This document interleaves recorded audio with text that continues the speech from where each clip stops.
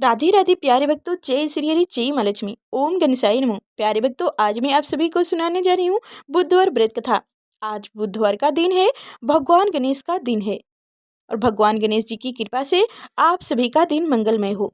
तो चलिए सुनते हैं कि भगवान गणेश की पूजा करने से न सिर्फ बुद्धिमत्ता और ज्ञान में वृद्धि होती है, बल्कि जीवन में आ रही विपत्तियां भी दूर हो जाती है।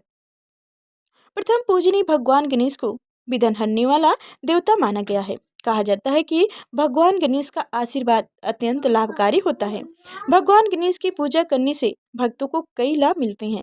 भगवान गणेश की पूजा करने से न सिर्फ बुद्धिमत्ता और ज्ञान में वृद्धि होती है, बल्कि जीवन में आ रही विपत्तियां भी दूर हो जाती है।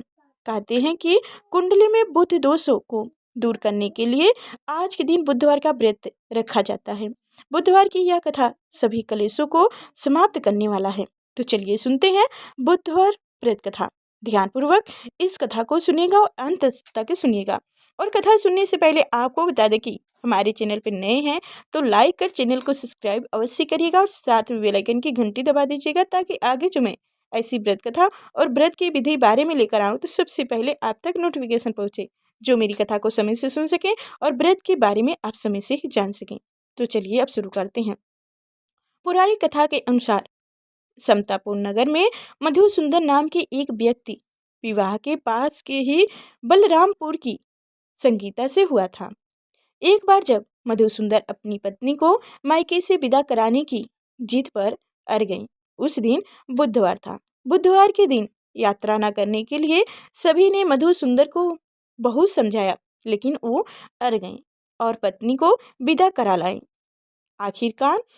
आखिर में रास्ते में उसकी पत्नी को प्यास लगी तो मधु सुंदर रथ से उतरकर पानी लेने चले गए। जब वह लौटे तो देखा कि उसी का हमशक्ल एक व्यक्ति उनकी पत्नी के साथ बैठा हुआ था। उसने हमशक्ल से पूछा कि वो कौन है। इस पर उसने कहा कि वो तो मधु सुंदर है और संगीता उसकी पत्नी है। दोनों के बीच झगड़ा होने लगा। झगड़ा होते देख राजा के सिपाही वहां आ गए। उन्होंने संगीता से पूछा कि इसका असली पति कौन है।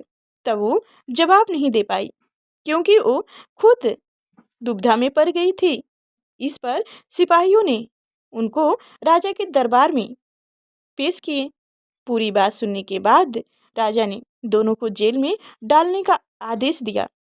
परेशान मधु सुंदर ने बुद्ध देव को याद किया। तभी आकाशवाणी हुई कि मधु सुंदर, तुमने अपने ससुराल और उनके परिवार की बात नहीं मानी, बुधवार को यात्रा की। यह सब भगवान बुद्ध देव के नाराज होने से ही हो रहा है। भगवान बुद्ध देव की बातों को सुनकर मधु सुंदर को अपनी गलती का एहसास हुआ। उसने भगवान से अपनी गलती की माफी मांगी। बुधवार को यात्रा नहीं करने का प्रण लिया। तब जाके मधु सुंदर का फिर जेल से छूट गए और अपनी पत्नी के पास वापस आ गए और वह हर बुधवार को व्रत करने लगे। ओम गणेशाय नमः। जय हो बुद्ध भगवान। प्यारे भक्तों, आप सभी को बुधवार की व्रत कथा कैसी लगी कमेंट में अवश्य बताइएगा।